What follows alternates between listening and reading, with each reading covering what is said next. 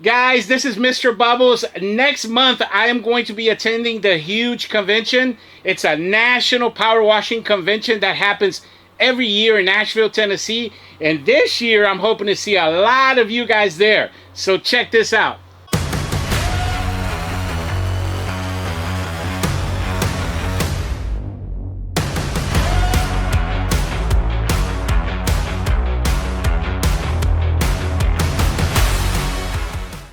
That trade show is packed. I spent most of this later evening in there, and I don't think I've seen a third of the show floor yet. The cool part is you get to go meet all the people where you do spend your money. So you get to meet Kurt Kempton with Responsibility. You get to meet the girls from Joe's office, the great people at Conquer.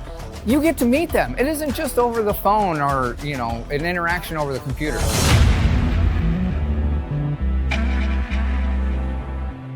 This is my very first huge convention, and man, I should have been coming here forever. It's amazing the people that you meet here and the knowledge you'll get from being here. You could take it home and create whatever you want. Oh man, we've learned a ton. We've been doing all the classes we can get in, and then we've been networking, man. We've been meeting lots of great people, making great connections. It's worth a lot more than you pay to get in here, man. Those connections pay off dividends. And if you're not connected in the industry, man, you're missing out. It's a place to be.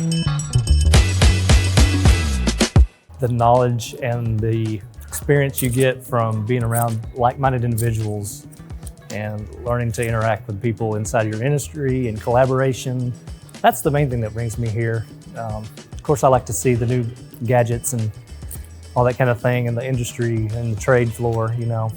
But primarily, it's the knowledge that's dropped and the relationships you can build. Our business really exploded. I was able to meet people and then make so many network connections that I can actually call people I'm still friends with today. And I don't think there's many industries where you could do that.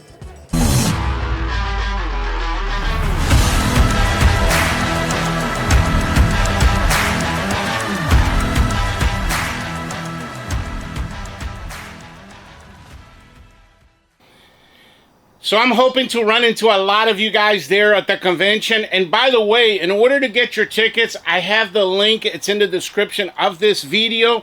And then also, the people at the Huge has given to our community here at the Mr. Bubbles channel a $50 discount with coupon code. I'll put it up here for you guys, Bubbles50. So when you're checking out, there's a little box there that says, I think it says code or coupon code. Anyway, you want to put this right here, Bubbles50 is going to give you $50 off of your ticket, so I recommend that. And highly recommend the Huge, guys. Great networking event, and like I said, I'm hoping to see a lot of you guys there. I want to interview some of you guys here for the channel. So now that we got that out of the way, let's go ahead and jump into today's episode, because I got 10 things on that one, and I'm not trying to make this video more than, let's say, 20-25 minutes long. So we're going to blaze our way right through it. So number one on the list, of course, you know, let me go back here a second. We're talking today about the top 10 mistakes that I made, mistakes that I want you guys to avoid. And, you know, if you guys seen the last 2 episodes here in the channel, we've been talking about how to grow your pressure washing business. And in that first episode, number 2 on our list was avoiding mistakes. Well, so I wanted to do this video for you guys, showing you some of the mistakes that I made, and then more importantly, giving you guys solutions so you know you don't make the same mistakes that I made. So let's go ahead and jump in. Number 1 on my list today, killing plants. And here's the deal with killing plants, guys. This is something that most likely you're not going to be able to avoid 100%, because all of us in the industry at one point or another in our journey, we killed a plant or 2 along the way. It's kind of like par for the course, but I'm going to help you guys minimize that, minimize that situation. This is how you're going to do that. So I want you to understand this. When you get to a person's home, you have to do a complete walk around and kind of gauge the situation. Do they have a lot of plants? Do they have a lot of bushes? Potted plants, by the way, I would move them. We have a rule here at Mr. Bubbles, the company out in the field. My guys know that potted plants have to be moved about 20 feet away from the house. What we've noticed through the years is You can't really rinse potted plants because it's in a confined space, so your SH gets in there, messes with the pH of the soil, and you're going to kill those plants. So that's going to help you out a lot, especially we see a lot of potted plants right on their front entrance, like their stoop, and then also on the deck. Again, guys, if those can't be moved, what we do is we take a black plastic bag and we put it over the plant. Some of those planters are really heavy, like 70, 80 pounds or more. So we just cover it up with a tarp or with a bag. I recommend you guys do that, and you're not going to have an issue there.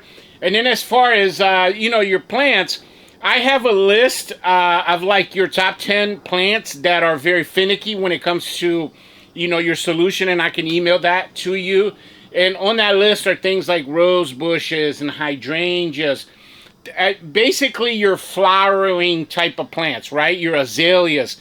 So, you know, you want to make sure you spend about 30 seconds of putting water on plants. Now, a lot of you guys ask me if we pre-rinse plants. We do not. So when we get to a house, when you're downstreaming, now guys, we're talking about downstreaming, not soft washing, okay? When you're downstreaming, the solution is not that strong. That's why I recommend to you guys that you don't do soft washing, that you do downstreaming, because it's less damaging to the environment and less damaging to the home and all of that. So anyway, my point is this. It's not necessary if you're downstreaming because the solution simply is not strong enough. It's okay to get solution on plants. This is going to happen whether you want it to or not because of overspray, right? It's not like you're sitting there like a big dummy, you know, spraying plants. That's not what any of us are doing, right? But you get overspray on the plants, that's okay.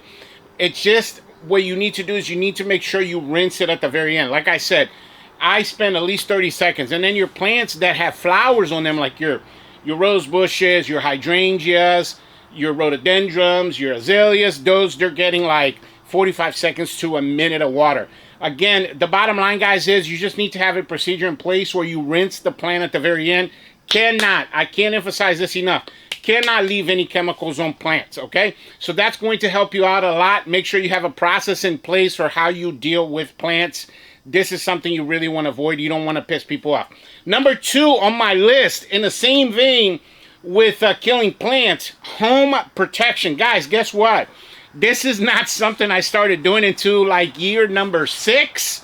So this was a big mistake that I made in the beginning. You know, we would just get out there and just spray without, you know, thinking about electricity or thinking about the internet and all that. Now, I'll say this, you know, and one of the things too is we just didn't notice it because when I started my business, it was really, really rare that people were home. I remember like we would do 100 houses and maybe run into 2 people, 3 people. Most of the houses we went to, people were not home.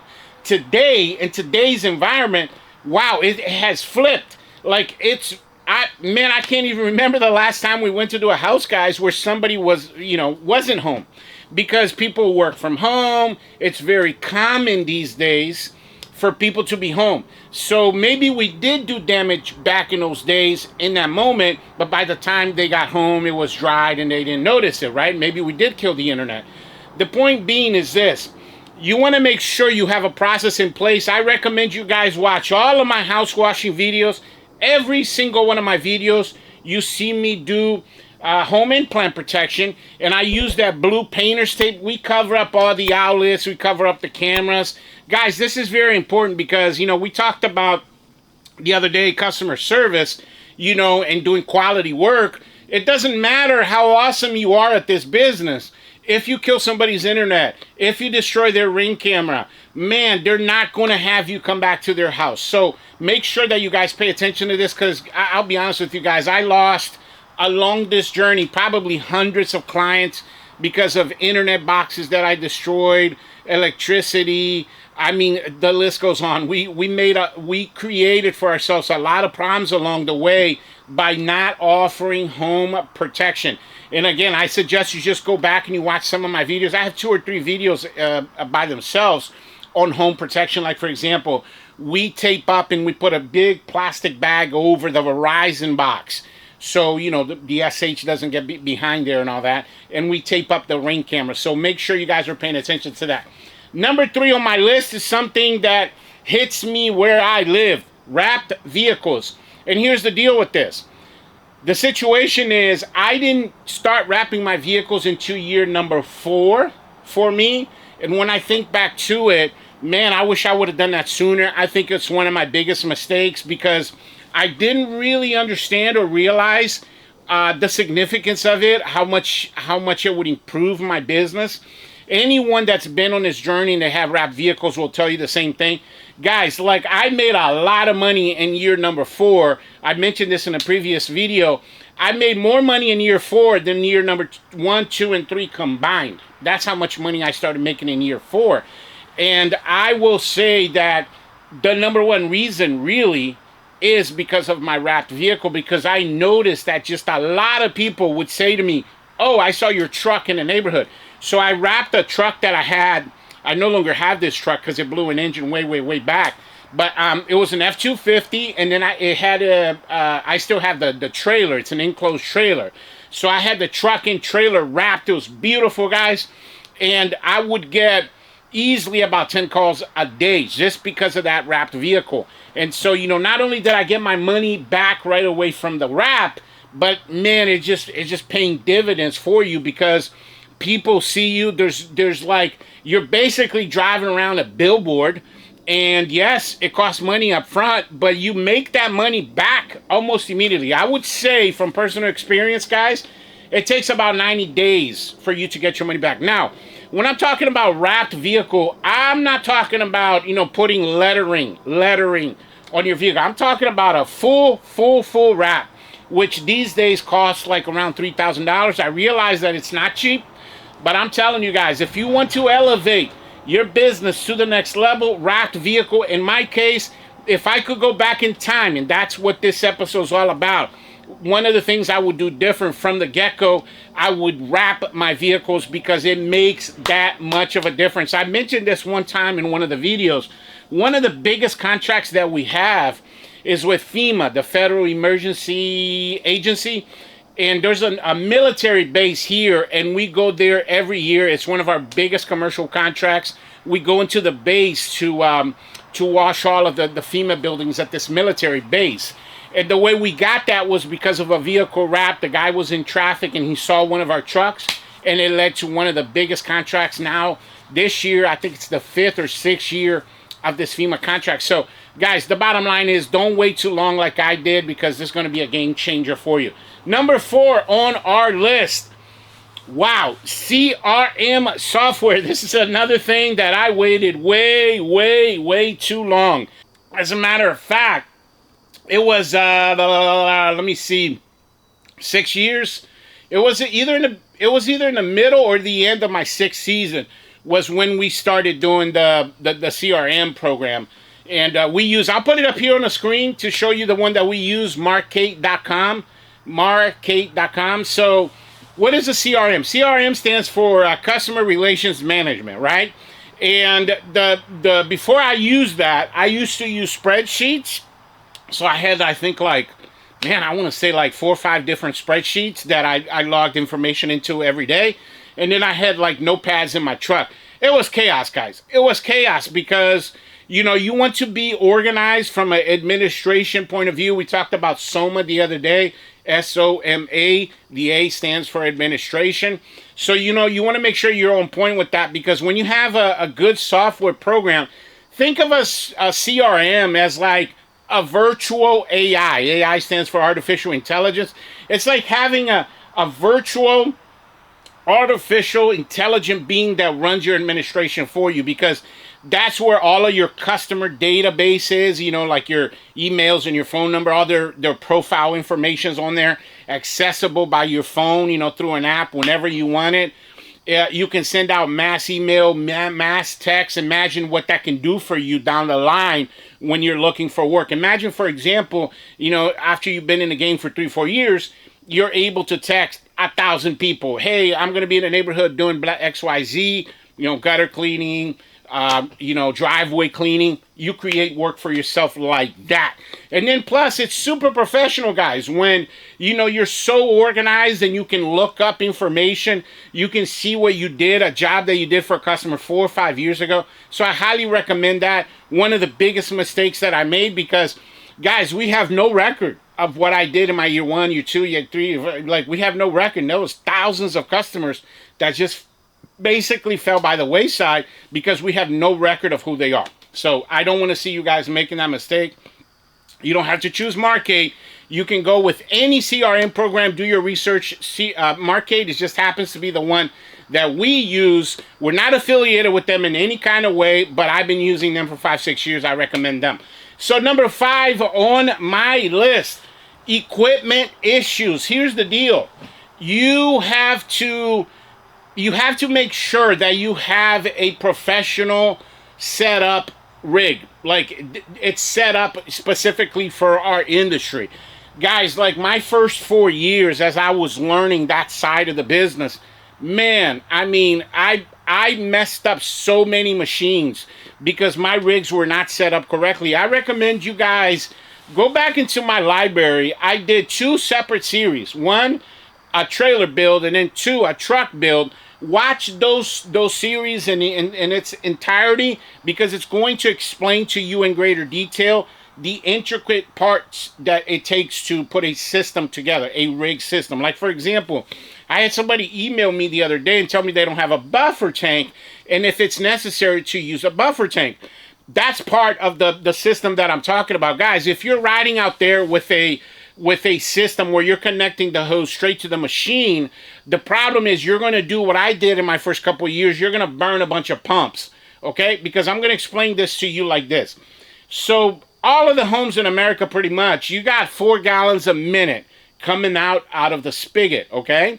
Now, most machines that we're going to use, from let's say, you have a professional machine, is at least 4 gallons a minute and up. So you might say to yourself, well, I got 4 gallons a minute coming out of the house. My machine has needs 4 gallons a minute. That's perfect. So I don't need a buffer tank. The problem is you're going to run into situations where, Mrs. Smith is inside doing the laundry, or she's taking a shower, or she's doing the dishes. And then now your water flow is going to go down to 2 or 3 gallons a minute. And that's going to burn your pump. I'm telling you, because it happened to me not once, not twice, not 3 times, like 5-6 times before I learned my lesson. I burned a lot of pumps doing that. So you need to make sure that you have a buffer tank. And your buffer tank better be at least, and I'm saying bare bones minimum, 125 gallons. 125 gallons minimum for 4 or 5 GPMs. Then your 8 GPMs and up, it better be like 250 gallons and up. Like when you guys watch the downstreaming series, that tank that's on my truck is a 500 gallon tank. So make sure you guys are paying attention to that. And then the other thing I'm going to say, not only buffer tank, you got to make sure you have your bypass line to your unloader valve. That's another thing that burnt a lot of my pumps up because I did not know about that. And what it is when you let go of the gun, if you don't have a bypass line, it burns the pieces inside the pump. Guys, inside that pump, there's O-rings and things that are made out of plastic and rubber. And if you don't have a consistent flow of water flowing through your pump, it's going to create heat and it's going to burn those pieces up. And that's what they mean by burning up your pump. And so, you have a line from your unloader valve. You put a line all the way to your buffer tank, and it creates a water loop. So even if you're off your gun, you're off the trigger, there's constant water flowing inside your pump. So again, I recommend you guys go back, watch those series, because there's a lot more details in there that you need to know. And then the last thing I'll say about that is this, guys. Specific to your rig system, to your business, you need to come up with a maintenance schedule for your equipment. Like, how often do you do a tune-up on your machine? How often do you, like what's it called? Those fittings, like all the quick connects, how often should you do maintenance on those? Like, all of the equipment that you have, you need to know the specifications. Like, I have a video on my channel, just look it up, where I do a tune-up on the machine. You guys can, like all of this stuff, guys, you can look it up on YouTube. There's tons of videos out there on it, so I highly recommend that for you. Be on top of your equipment issues, because guys, like I lost a lot of jobs out in the field because of different types of equipment issue because I wasn't on top of this. If you don't have a professional setup rig, you're going to run into a lot of issues that's going to keep you from doing quality work, and then also keeping up with the quantity of jobs that you have. Like I had jobs where I had days, I should say, where I had 4 jobs in that day, and I had to cancel because I had equipment issues. So I don't want that happening to you guys, so stay on top of that. Now, before we get into number 6 on our list here, guys, let me talk to you real quick about my business in a box. Guys, quick announcement. I've created a digital product called Mr. Bubbles Business in a Box. Check this out. Okay, so the Mr. Bubbles Business in a Box is actually a thumb drive that we're going to send to you guys to your physical address. And when you get this thumb drive, you're going to see a folder that's called Box in it. And then when you open it, you're going to see all of these files right here, guys, all of these folders. And guys, this thing has over 500 files, anything and everything I've ever created from my business. So all of the blueprints, training modules, documents, all of the things that you guys constantly email me about, you know, your pricing PDF, your for example, you know, your marketing blueprints, anything that you could need for your business is in here. That's why we call it a business in a box. One of the things that I really like about this is, guys, check out all of these pictures. So you have a total of 300 before and after pictures that you guys can add to your website and your Facebook and your Google My Business. And check this out. So there's a folder called Google SEO.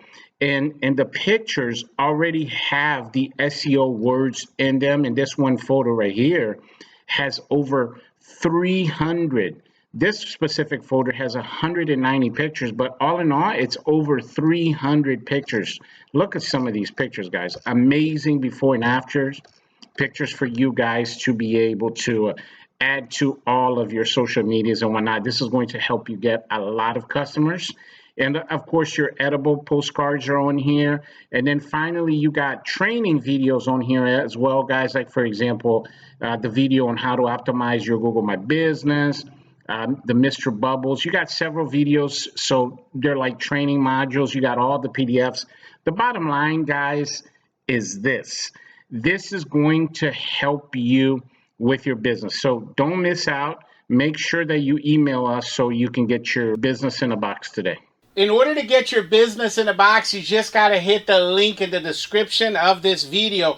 And I say this all the time on the channel, guys. The more you know, the more you grow. That's how come I decided to create this business in a box, because it has everything in there you need to be able to grow your business. And I really believe that this is going to be a game changer for you. Guys, you do not want to miss out on this one. All right, guys, moving right along. Number 6 on our list is something I've talked about before, nuking cars. So this is my story here. It only happened once in the history of my company, and this is exactly how it happened. So I went to do a house. Now, I wasn't soft washing. I was downstreaming. But I was downstreaming, you know, we use our solutions, a 50-50 mix or a 6% solution. And so anyway, if you want to see how we make that solution, just watch the downstreaming series. I teach you there step-by-step how to do that. But anyway, so I get to this house, right, guys? And there was this guy. He had a SUV. I can't remember what the model was. But anyway, the SUV was like less than a foot away from the house. It was right in front of the garage door, but it was like this close to the house.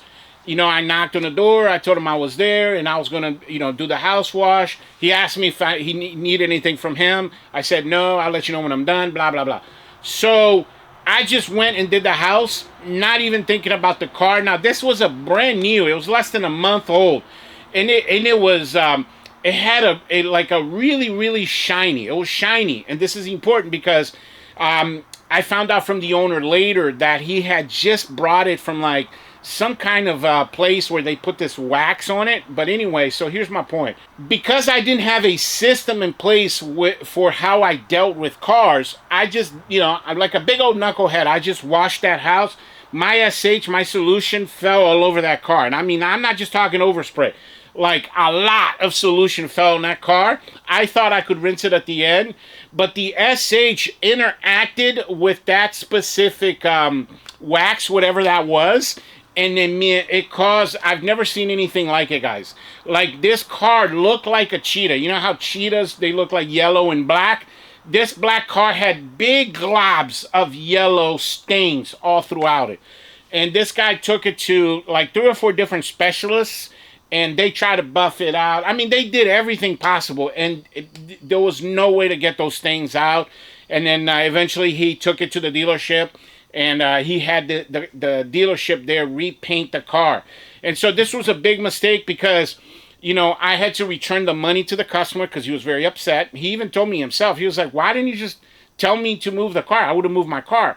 That got me thinking, right? Like, I should have a system in place for that. So after that situation, what I did is I made sure that every single time there was a car in the driveway, we moved that car, okay? And the only times we would do a house, if it was like an old beat-up car that didn't have an engine anymore, or you know, it was like a 30-year-old beat-up car that couldn't be moved, that was the exception to the rule. But all your new cars, like, I've walked away from jobs because they couldn't move the car. Somebody wasn't home and could not move the car because I did not want to repeat that situation. So the solution here for you guys is simple.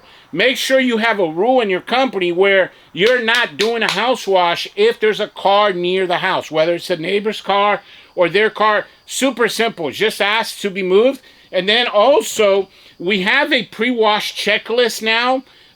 This is something you text to your customer. I recommend you reach out to me. My email's in the description of this video. You send this to your customers, and on that pre-wash checklist, you have there where it says, you know, remove cars from driveways. So I recommend that for you guys.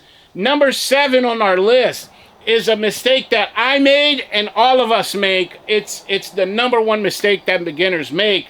Poor pricing. Now, to help you guys out with this one, super simple. I've created a 2-page PDF.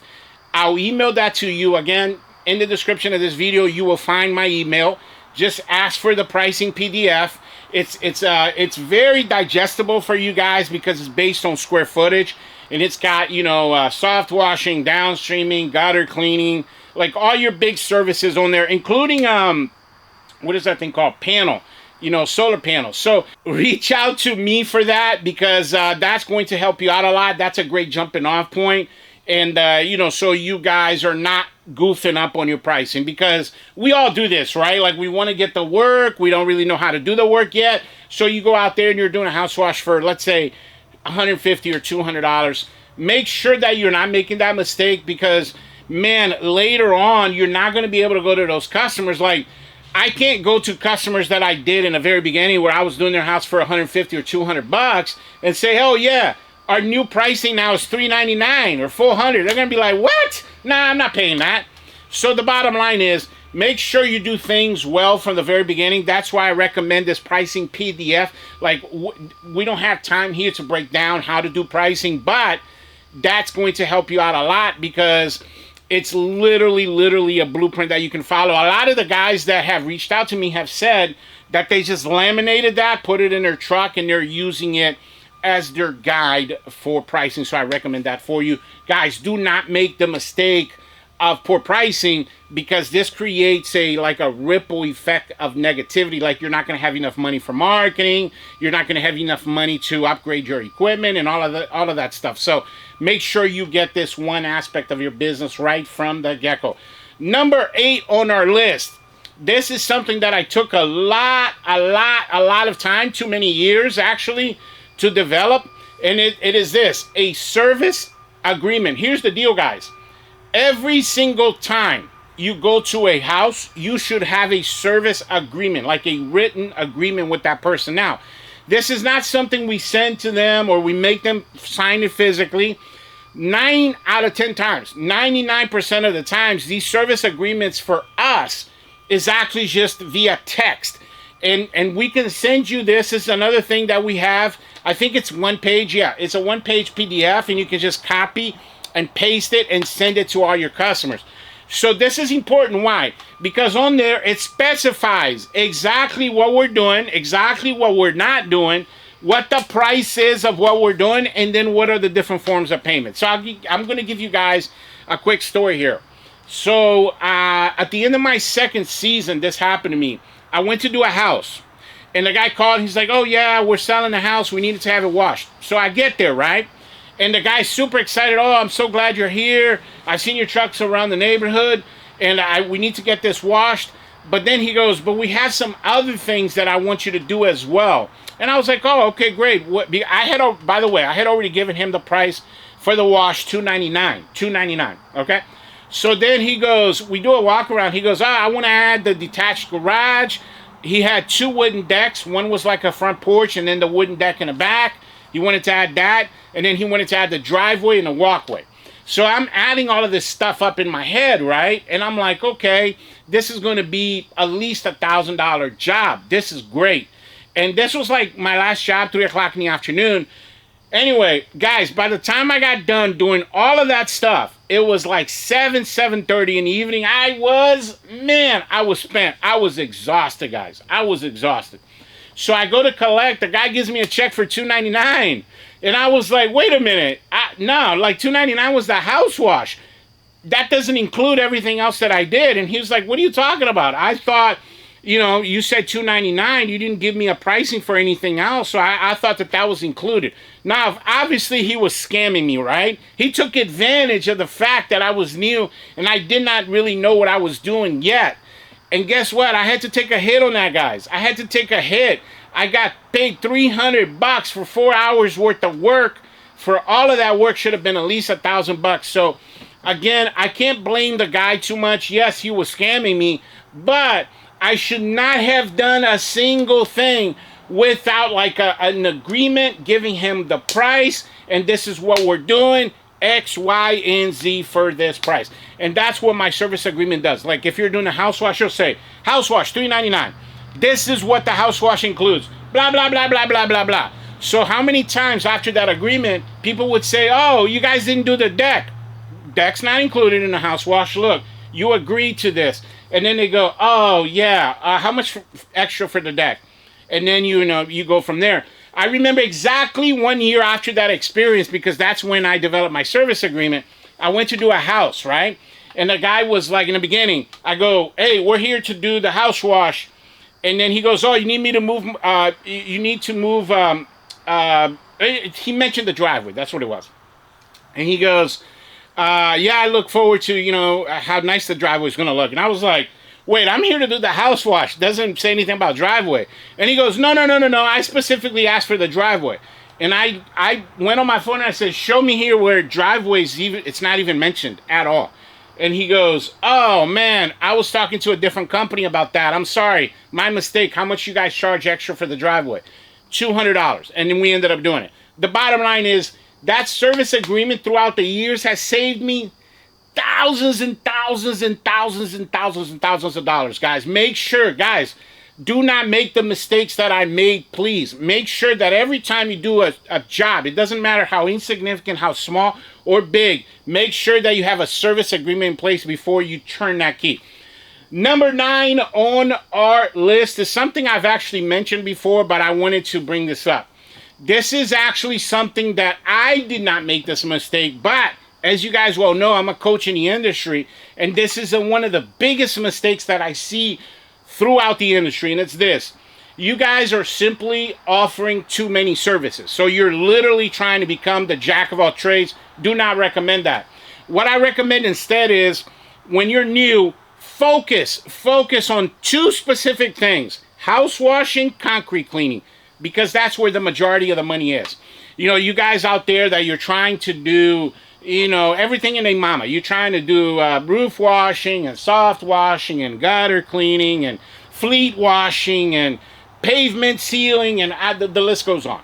I even ran into somebody where, they're new and they're doing painting decks. I mean, guys, that's like a completely different industry. Deck staining and all that. So the bottom line is, you can become a jack of all trades, but you're not going to become very successful. People like specialists. They like someone who is who their expertise, their specialty is that specific thing that they're asking you or hiring you to do. In this case here, you know, pressure washing. Make sure that house washing and concrete cleaning, you're like the creme de la creme, the best of the best in your area. And from there, grow other services. I mentioned this before. We didn't start doing gutter cleanings until about 3 years ago. Guys, we've been in business for 12 years. And I used to just pass that on to someone else. Like there's 2 or 3 companies in my area, like Ned Stevens is one of them, that do that for a living. So we would just pass the work to someone else. And as we grew and we did, and we became masters of what we did, then we started to do different things. So highly recommend you guys have at least 1,000 jobs under your belt before you add more services, because again, you're going to water down your quality, and I don't want to see you guys go through that. So number 10 on my list. This is again one of those things that I did not make this mistake, but all throughout the industry, man, a lot of you guys are making this mistake, and it's this. You're too equipment focused, okay?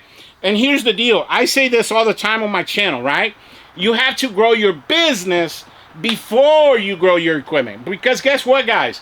Your money, the amount of money you make is nothing but a reflection of a bunch of different skills that you have or you do not have. You guys get that? It's like I'm going to put it to you this way. So I have a rig. That rig cost me $25,000. Got all the bells and whistles, creme de la creme stuff of the industry on it, right? But if you're new to the game and I give you that rig, does that mean you're going to make more money? Of course not, because that's not what makes you money. It's the experience out in the field. It's knowing what to do with that equipment that's going to make you money. It's knowing how to sell and customer service and time management, finance management, administration and sales, and all the skills that we've been talking about forever. So guys, here's the deal with this.